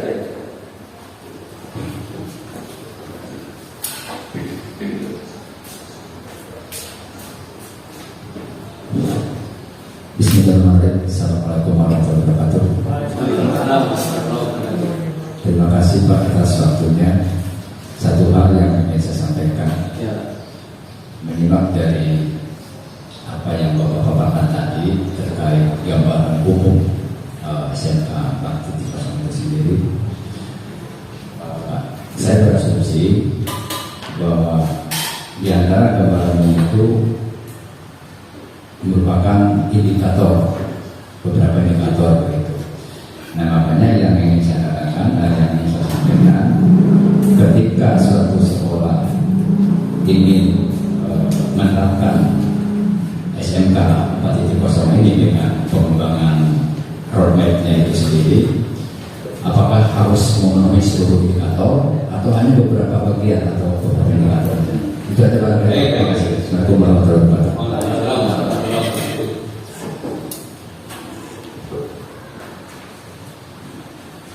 Nanti seperti halnya penetapan pada sekolah-sekolah yang lain, misalnya pada SMK PK yang dengan indikator sekian, kemudian SMK model dengan indikator sekian, sekarang SMK 4.0 indikator tadi seperti Bapak. Saya ingin bertanya, sebagai seorang yang berjiwa akademisi, kemudian juga berpikir tentang mimpi-mimpi yang maju, itu ingin meraih seluruhnya atau hanya sedikit? Seluruhnya. Pasti ya. Jadi kalau kita berbicara tentang target, Bapak Ibu kalau menjadi wali kelas ditanya, sebagai wali kelas target kenaikannya berapa? Pasti akan menjawab 100%. Wali kelas 12 pasti akan menjawab targetnya adalah lulus 100%. Maka kita juga harus berpikiran ke sana dulu, berpikiran ke sana. Harus dulu. Seluruhnya Pak. Hanya memang Bapak juga harus menyadari, kita juga akan menyadari untuk meraih ke sana itu ya memang harus step by step gitu aja. Ya, tahun proses, tahun pertama, apalagi sekarang misalnya untuk 2021 apa yang bisa kita lakukan, maka kita akan susun dalam roadmap yang untuk 2021 itu sampai apa. Nanti yang 2022, 2003 seperti apa dalam peta jalan, Pak ya. Jadi kita tidak akan menjawabnya sebagian saja karena kan harus semuanya, tapi tinggal nanti kita susun dalam sebuah peta jalan secara logis, masuk akal, sistematis, sesuai dengan kesepakatan Bapak Ibu. Dalam menyusun itu nanti kita berdasarkan yang disebut dengan analisis SWOT-nya. Kan kita punya nanti Bapak Ibu kan kita nanti akan kita melihat menyusun ada analisis SWOT ya. Apa itu? Strength, weakness, opportunity, and threats. Kekuatan, kelemahan, peluang maupun ancamannya. Ya. Baik, mungkin kita ambil dulu sini ya, Bapak Ibu lihat. Ini. Peta jalan pengembangan SMK 4.0. Ya. Tadi peta jalan ada ini sebuah model perencanaan di lingkungan sekolah menengah yang memperoleh bantuan. Nah, ini kan karena kita memperoleh bantuan pemerintah untuk pengembangan SMK berbasis RI Revolusi Industri 4.0, maka kewajibannya, salah satu kewajiban ini menyusun roadmap. SMK yang dibantu menjadi SMK PK, salah satu kewajibannya menyusun roadmap. Dan penyusunan ini salah satunya dari bantuan itu untuk mengadakan program bantuan, mengadakan workshop ya. Kemudian peta jalan mencakup pembaruan. Ada pembaruan. Jadi kalau tadi dari yang sampai 2022 berarti ada pembaruan ya. Ada pembaruan. Kemudian ada simplifikasi dari struktur. Apa itu simplifikasi? Penyederhanaan ya. Penyederhanaan. Ya, lebih simpel, simplifikasi dari struktur, ada penyederhanaan, kemudian sistematika penyusunan, kemudian yang juga diharapkan bersifat progresif, fleksibel sehingga dapat dijukan atau disempurnakan dengan model dengan mudah setiap saat. Jadi kita bukan hal yang tabu ya bahwa kita merevisi yang kemarin tanpa tidak ada apa-apa kemudian misalnya direvisi itu sebelum tahun 2022 ya hak kita menjadi kebutuhan kita kan, model perencanaan menjadi kebutuhan kita, maka diharapkan model dokumen tersebut, perencanaan tersebut itu sifatnya progresif. Nanti mungkin tahun 2022 ada hal yang baru direvisi fleksibel untuk mudah setiap saat. Ciri utama peta jalan pengembangan SMK, ini ciri-cirinya ya. Yang pertama bersifat progresif dan fleksibel yang dapat disusun dengan keadaan dan keputusan selama pelaksanaan realisasi kegiatan. Jadi nanti jangan menganggap tabu ya, bahwa dokumen itu kalau ada perubahan ya tinggal diubah, direvisi, nanti lebih detailnya misalnya di rencana kerja tahunan. Karena sifatnya roadmap itu 4 tahunan ya, sifatnya 4 tahun, ini 4 tahun, maka nanti akan lebih detail kan diuraikan ya, di breakdown dalam RKAS yang tahunan, rencana kerja tahunan. Ketika ada perubahan selama pelaksanaan kegiatan. Kemudian berisi rencana pengembangan dan pembinaan secara menyeluruh ya, untuk semua program kalian ya, termasuk semua komponen atau disebut prinsip revitalisasi. Jadi seolah-olah merevitalisasi dari RK yang tahun 2022 sampai 2018 2022 itu kita merevitalisasi seluruh komponen semua program, maka di sini akan kita lihat nanti itu stimulus yang untuk program TKFO, tapi beribas bahwa yang dijadikan menjadi sebutan dikembangkan adalah SMK-nya ya, SMK Negeri 1 Talaga.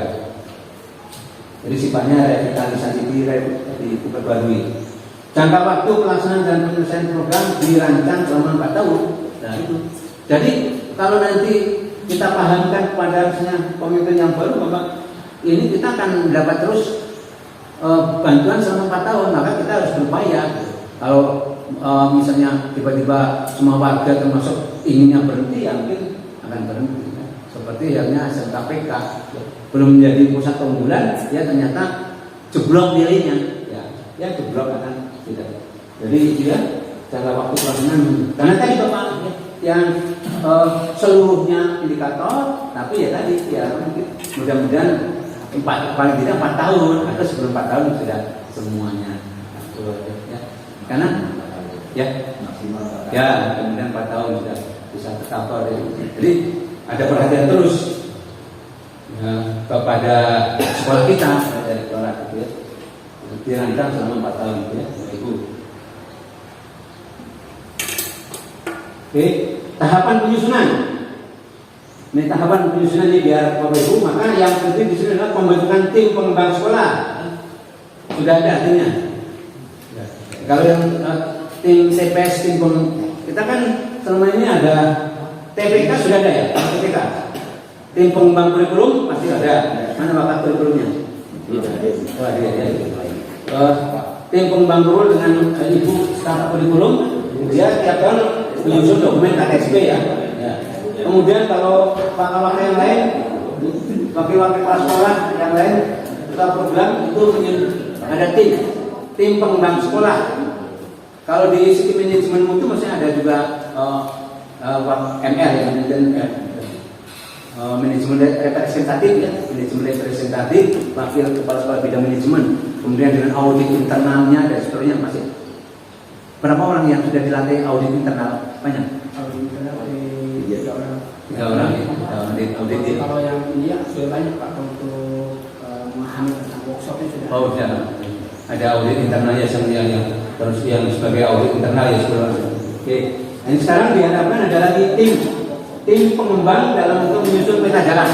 Satu itu ya. Nanti dia musyawarahkan siapa ketua. Kalau penanggung jawab selalu kepala sekolah. penanggung jawab kepala sekolah. Nanti ketuanya wakil kepala sekolah dari punya kurikulum. Ya, kurikulum ini perjalanan bisa di. Silakan oleh wakil kurikulum atau wakil sarpras, wakil bubin, wakil siswaan, boleh silakan. Kalau TPK, tim pengembang kurikulum itu memang otomatis ketua TPK-nya adalah wakil kurikulum. Apakah Bapak Ibu misalnya akan melimpahkan semuanya, TPS juga wakil kurikulum, TPS juga wakil kurikulum, silakan. Tapi menurut saya bisa wakil yang lain, bisa berbagi sebagai ketuanya. Pengembang sekolah dari sarpras, Humas Subin, sarpras boleh ini, kesiswaan, dari manajemen mutu juga cocok, juga bisa tentunya. Maka SDM, jadi ada tim untuk pengembang peta jalan. Karena nanti semua berpikir. Kemudian pertama menyusun draft peta jalan pengembangan SMK 4.0 dengan menggunakan format. Nanti ada formatnya ya, ada format yang jadi yang dimaksud nanti tadi simplifikasi penyederhanaan struktur nanti kita lihat lebih sederhana di. Kemudian dari draft pengajian draft peta jalan pengembangan SMK melalui FGD ya, fokus group discussion ya, diskusi terkumpul, diskusi terbatas itu fokus itu nanti untuk dengan mengundang. Sekarang mungkin alhamdulillah ini ada ini nanti kita bisa lanjut terjadi FGD ya. Kemudian dari draft penyempurnaan draft peta jalan pengembangan SMK berdasarkan masukan dari hasil FGD ya. Jadi pertama draft, kemudian nanti diskusi kelompok-kelompok. Nanti saya arahkan ya diskusinya apa saja, kelompoknya untuk lebih lebih fokus. Berikutnya baru penetapan peta jalan pengembangan SMK oleh kepala sekolah, mungkin nanti oleh pihak terkait ya, cabang dinas wilayah 9 di sini ya. Nah, yang penting berikutnya adalah nanti sosialisasi. Ya. Jadi kalau kemarin baru sosialisasi tentang ditetapkannya SMK Negeri 1 Talaga sebagai SMK 4.0, maka ketika kita sudah punya peta jalan 4 tahun ke depan kita akan melaksanakan kegiatan apa saja dengan hasilnya apa saja di peta jalan, maka mohon disosialisasikan kepada warga sekolah. Selama ini KTSP-nya sudah disosialisasikan belum? Kalau itu juga belum, maka mungkin salah satunya saya mengingatkan kurikulum tingkat satuan pendidikan yang kemarin disahkan oleh kepala cabang itu mohon disosialisasikan. Apalagi nanti peta jalan ini ya, ke seluruh warga, termasuk ke dunia kerja, masyarakat, orang tua nanti orang tua siswa baru, bapak kepala sekolahnya pada saat misalnya rapat orang tua habis PPDB itu bisa mempidatokan bahwa sekolah ini menjadi SMK 4.0. Programnya ini belum cekat dan gestur itu. Padahal di sana itu sudah dibutuhkan adalah orang-orang yang punya soft skill bagus. Baru nanti kita paragraf yang berikutnya menggambarkan langkah-langkah untuk memenuhi, untuk mencapai tadi. Jadi kalau digambarkan kondisi ideal tingginya segini ya, misalnya ketinggiannya pada kedudukan tinggi segini. Kemudian kondisi kita masih di sini, berarti ada sebuah gap, ada perbedaan. Bagaimana kita mengupayakan ke sana? Ya, itu yang isi dari kata. Kalau dalam bahasa itu ada desain dan desolen. Desain dan desolen itu mestinya seperti itu. Jadi sudah mulai menggambarkan tadi kondisi yang ada di sekolah kita coba bandingkan dengan kondisi yang ada di sekitar kita, khususnya kita fokus ke dari industri 4.0. Terus upaya-upaya itu menjadi latar belakang dokumen ini ya. Kemudian nanti dasar hukum, ya ini semua produk hukum yang terkait dengan pengembangan sekolah, tugas pokok sekolah ini, tujuan dari sekolah ini, itu produk-produk hukum apa yang akan dimasukkan itu silakan. Mulai dari produk hukum yang tertinggi, tidak katakanlah mungkin jangan yang memasukkan undang-undang dasar ya, tidak ya. Mulai dari undang-undang dasar 1945. Kalau mau dituliskan yang boleh dari yang situ boleh ya. Mulai undang-undang dasar salah satu pasalnya memang di sana kan ada ya selama ini menyampaikan begitu bahwa SK-SK yang sudah ada di sekolah ini memang belum ada yang dasar hukum paling utama itu undang-undang dasar 45. Jadi nomor 1 pasti undang-undang nomor 20 dan 23. Padahal mestinya dari yang paling sudah semua sumber hukum itu kan undang-undang dasar 45. Ya, Bapak PKN ya, Pak ya? Iya. Bagus. Ya. Iya. Bagus. Kita akan mencoba, nggak apa-apa, Bapak kan nanti topnya keyakinan Bapak biar mau seperti itu Pak. Tapi takut nanti ada yang istilahnya komplain kalau komplain gitu. Tapi kan saya pikir memang itu sumber hukum di Indonesia itu adalah dasar 45. Sehingga apapun yang ada di Indonesia hukum itu berasal dari undang-undang 45. Bapak yang harus bisa meyakinkan nanti. Kalau saya sangat setuju, kalau saya sangat setuju dan itu memang nanti biar yang di ruangan ini mudah-mudahan juga setuju ya. Karena nanti bisa dijelaskan aja salah satu pasal di dalam undang-undangnya tentang kewajiban pendidikan itu.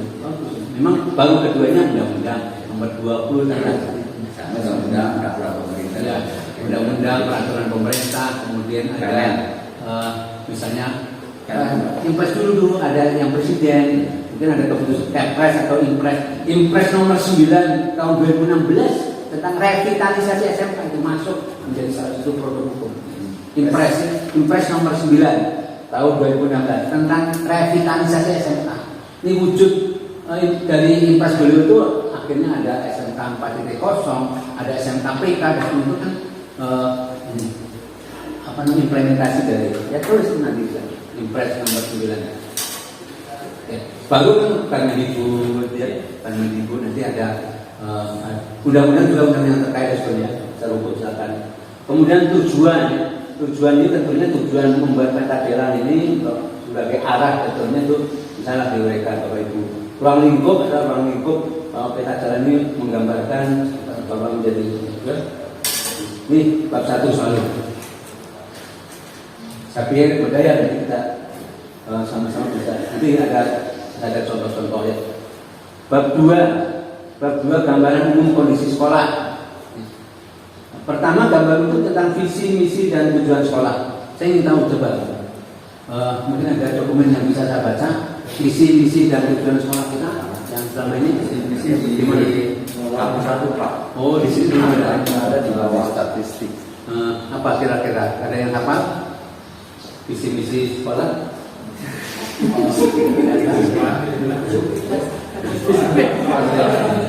Ada di profil sampai 2022 Pak kan ya?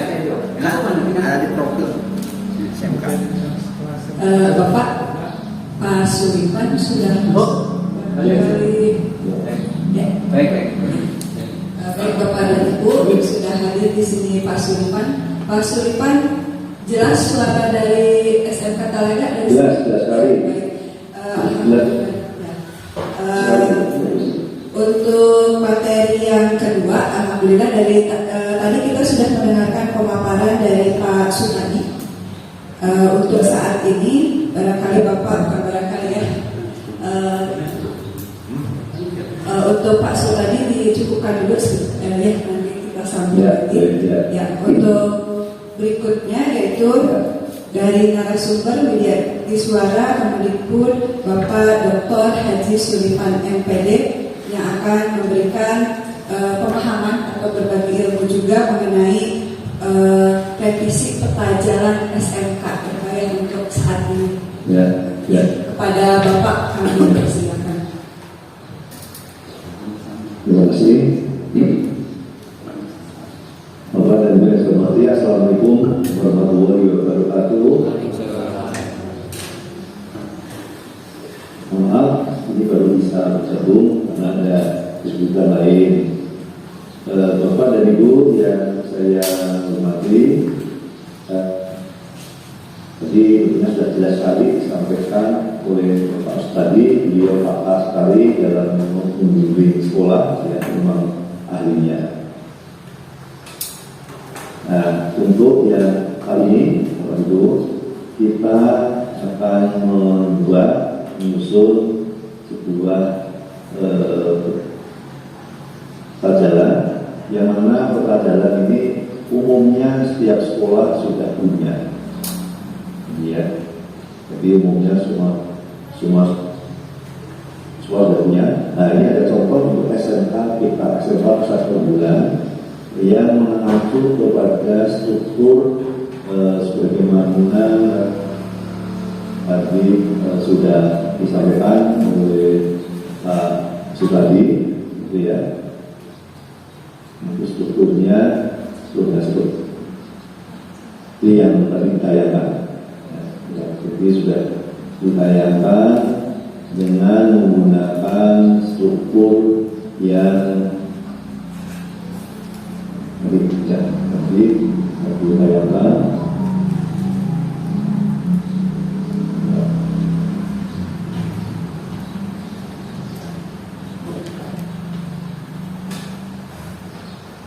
Nah, misalkan yang ditayangkan oleh Pak Sukadi, ya ini mengacu ke buku peta jalan yang sudah sesuai, ya buku peta jalan yang sudah sesuai dengan yang ada dari Direktorat Pengembangan. Nah ini nanti contohnya Bapak dan Ibu, ini dari SMK PK ini ya.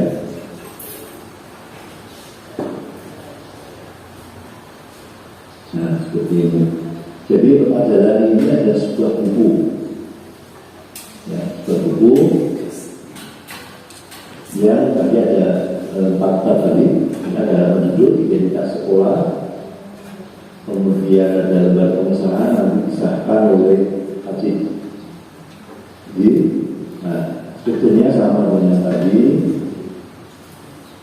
Ya, visi, misi, tujuan sekolah, profil sekolah, yaitu profil sekolah itu dari data-data sekolah tadi. Lalu kemudian ada siswa dan rumusan pembelajaran.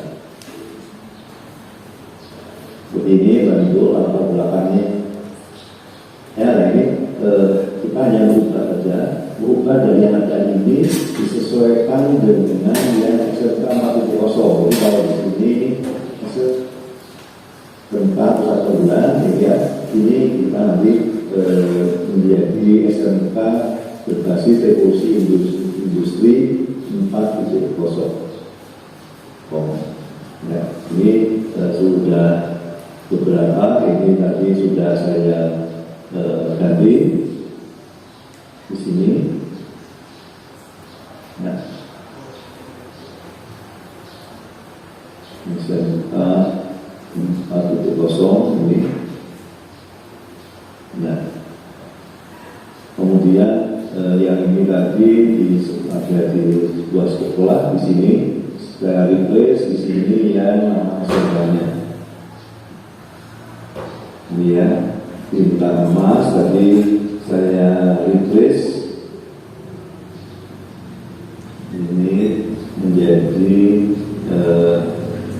SMK Ekonomi, ya, SMK 1.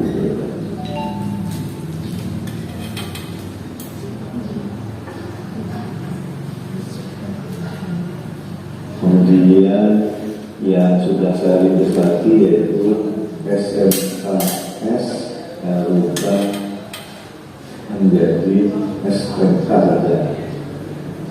Nah, ini ya, kemarin ini beberapa sekolah juga sudah saya berikan.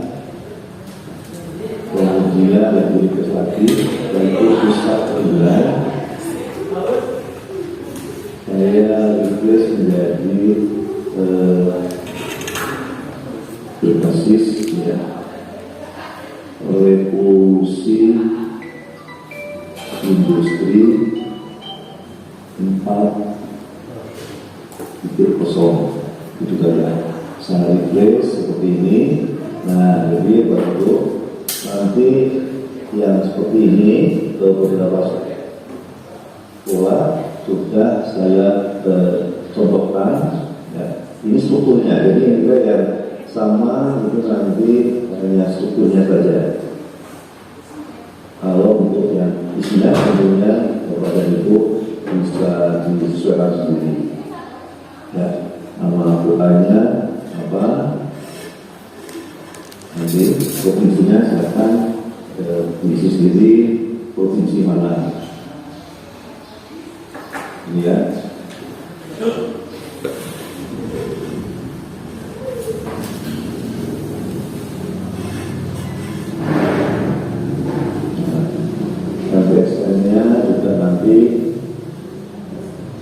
bisa Bapak dan Ibu sendiri.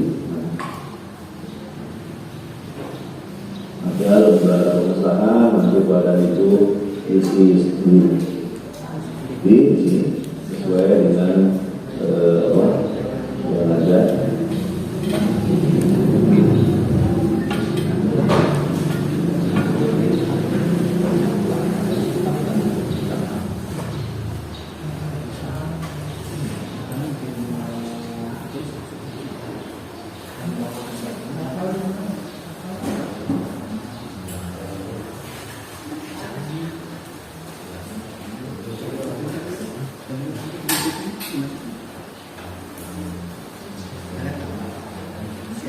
Ya, jadi yang kita baca itu tentunya visi-visi juga akan diubah oleh Bapak. Dari itu visi-visi ya, jadi nanti kalimat-kalimatnya di sini hanya untuk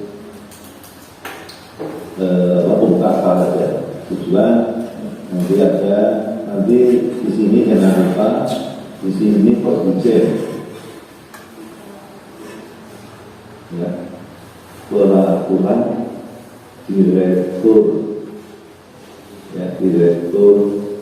jenderal pendidikan vokasi nomor sekian ya ke tahun 2021 tentang bantuan pemerintah. Ini ya, silakan bantuan pemerintah untuk SMK berbasis revolusi industri 4.0 dan kawasan industri. Ya, ini silakan nanti lihat sendiri peraturannya, ada 7 dan sebagainya. Suamiku ya, ini gambaran umum misinya silakan tentukan sendiri. Ini ya, ini sebagai contoh saja nanti.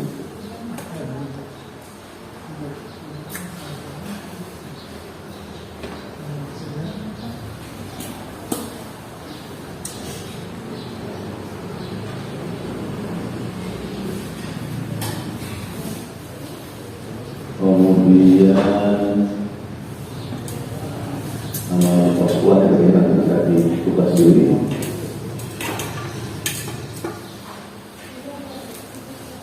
Kemudian nanti isi sesuai sekolah, lalu penyusunan tata jalanan. Di sini ada mahasiswa, kurikulum dan sebagainya. Nah, pembelajaran dalam sebagainya diikuti dan seperti ini Pak Ibu. Nah, ini filenya nanti akan saya kirim kepada Pak Aan tentunya di sini. Satu namanya Bapak Ibu, yaitu sudah disampaikan oleh Pak Sukadi tadi, ya,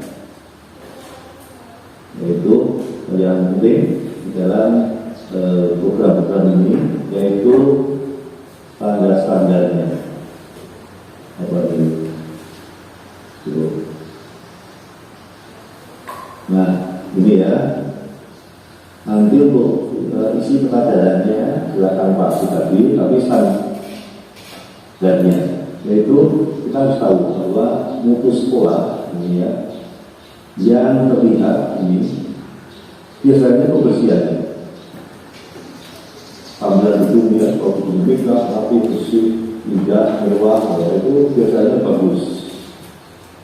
Sikap siswa, disiplin, sigap, bersih, bagus. Lulusannya cepat bekerja. Ini kegiatan dari Bu yang saya tampilkan. Ya, yang saya tampilkan mudah-mudahan terbaca ini. Belum Pak, ada terbaca ya.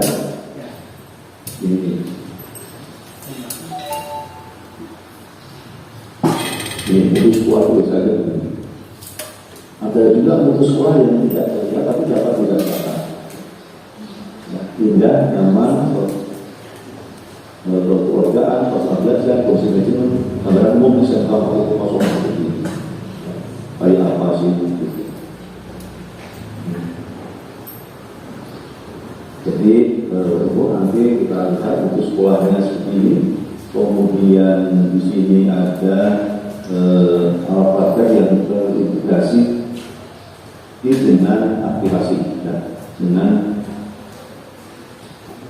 menggunakan program aplikasi tata sama pengguna seperti ini. Nanti harapannya begitu. Kemudian ada standar sistem informasi manajemen. Nah, kita lihat sudah ada belum standar sistem informasi manajemen. Nanti ada perangkat komputer sebagai server, ada aplikasi sistem informasi manajemen sekolah berbasis web, ada perlindungan internetnya, internet security, ya, ada perangkat keras dan perangkat lunaknya, standar learning, ada LMS atau platform learning, ya, yang terhubung dengan sistem informasi manajemen sekolah. Kemudian ada standar aplikasi internet aktif dalam pembelajaran praktek, ya. Jadi di ruang praktek harapannya ada aplikasi IoT, yaitu ada data alat, pengguna alat, waktu penggunaan alat, serta kondisi alat. Ya, jadi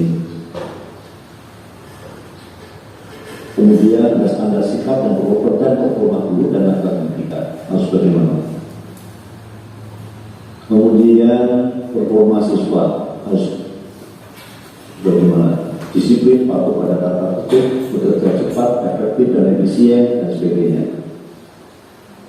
Ada standar pendataan kehadiran dan aktivitas siswa, standarnya apa. Kemudian kehadiran dan aktivitas guru bagaimana,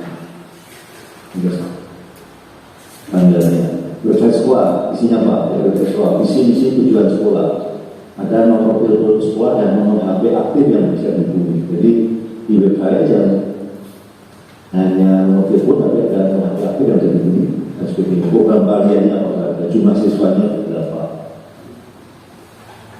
standar pembelajaran. Nanti guru memiliki dokumen pembelajaran, silabus atau setara APP, ada LPD atau mau belajar, hadir tepat waktu, siswanya hadir di kelas, guru masuk dan apel dulu. Kemudian guru mengajar dengan model belajar aktif, kreatif, efektif dan menyenangkan. Guru mengajar dengan menggunakan model pembelajaran project, mengajar dengan pendekatan STEAM, mengajar dengan pola pembelajaran yang menanamkan soft skill dan menggunakan media pembelajaran interaktif berbasis teknologi 4.0 sekarang augmented reality. Kemudian paperless dokumen. Nah, jadi harapannya ke depan dokumen-dokumen itu dalam bentuk soft copy PDF atau JPEG, disusun dalam bentuk folder di komputer, disusun rapi. Nah, ada folder dokumen kepegawaian, ada folder dokumen pembelajaran, dan nanti pendaftaran secara digital. Ada perpustakaan digital ini, tanda kondisi prasarana dan sebagainya. Ada K3, ya. Ada penerapan 5R, pembentukan sikap. Ini ya, pembentukan sikap 5R tadi, penerapan ringkas, rapi, bersih, rawat, rajin. Kemudian pembentukan sikap kerja siswa, upacara bendera seminggu sekali, latihan baris minimal seminggu sekali oleh petugas atau guru PJOK. Ya. Pembinaan keselamatan minimal seminggu sekali berupa senam pagi, lari sama sekolah dan seterusnya. Tidak ada bullying atau perundungan dan kekerasan di lingkungan sekolah. Nah ini ya standar-standar begini. Kondisi ruang tamu, kondisi ruang kepala sekolah, kondisi ruang server, kondisi ruang tata usaha, kondisi kantor batas, kondisi ruang rapat, kondisi ruang guru umum, ruang virtual classroom, ya, ruang kelas, ruang guru kejuruan, ruang praktek siswa. Nah, kondisi ini hendaknya nanti menjadi acuan di dalam penyusunan peta jalan. Ya, penyusunan peta jalan dilakukan nanti oleh Pak Sukadi. Mungkin nanti lalu pada penyusunan di analisis SWOT. Kenapa menggunakan analisis SWOT tersebut? Tidak langsung peta jalan, supaya Bapak dan Ibu itu bisa mengungkapkan pikirannya, bisa mengembangkan ide-idenya, bisa mengembangkan ide-idenya. Nanti dari analisis SWOT, kemudian bisa dimasukkan di dalam tabel peta jalan 2021 sampai 2024.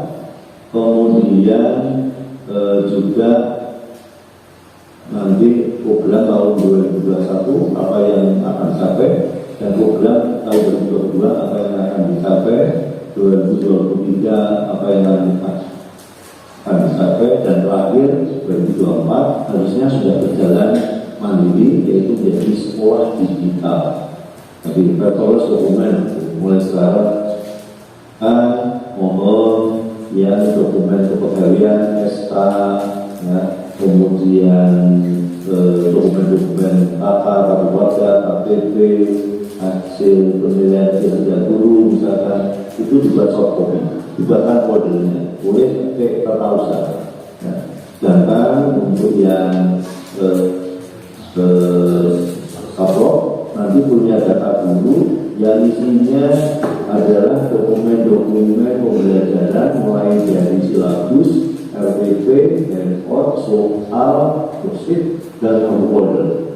Jadi nanti folder-folder soft copy nanti diupload di Google Drive, sehingga dimanapun Bapak dan Ibu guru belajar menggunakan HP-nya, itu kalau suatu waktu butuh dokumen itu bisa dilihat, bisa dilihat.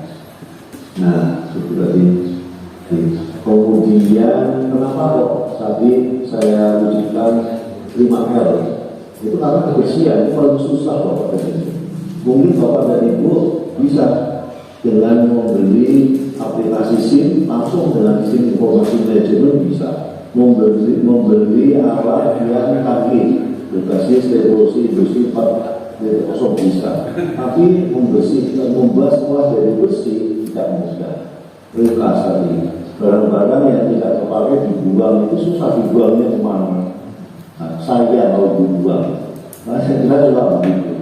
Nanti merapihkan, membersihkan, merawat itu tidak mudah. Itu butuh ketekunan, butuh disiplin.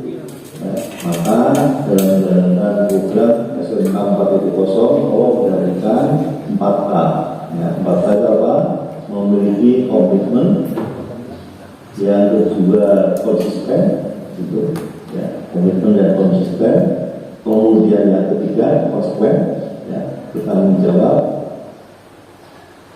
menanggung risiko dari tata tertib yang sudah ada, dan komitmen. Empat ya, komitmen, konsisten, dari konsekuen, dan mendukung muslim atau harapannya begitu. Nah, kemudian yang tadi kenapa kok saya wujudkan langsung baris begitu, baris agar masuk, ya karena kalau tidak seperti itu tidak terlihat Bapak dan Ibu. Dengan baris dengan apel masuk itu Bapak dan Ibu akan mudah sebenarnya untuk mengatur siswa. Ya, coba kalau tanpa baris waktu apel, ya kita nggak akan lihat nanti pada waktu 1-2 kali waktu apel pagi gitu ya, itu bisa saja anak-anak itu pada bulan selesai, tapi lama-lama tidak akan begitu.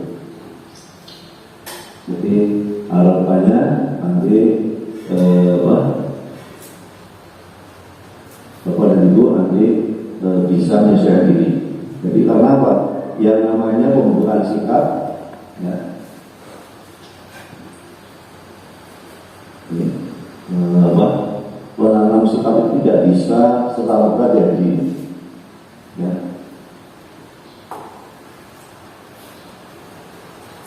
Jadi harus dilaksanakan berkali-kali dan terus-menerus. Ya, mungkin kita sendiri di antara guru juga mungkin ada yang ketawa-ketawa, ngapain sih anak-anak kok disuruh baris, ngapain disuruh apel kayak tentara saja gitu ya.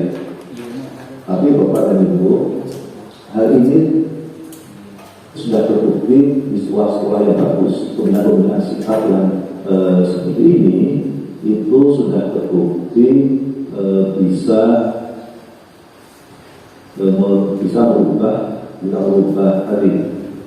merubah sikap siswa, bisa merubah sikap siswa betul-betul.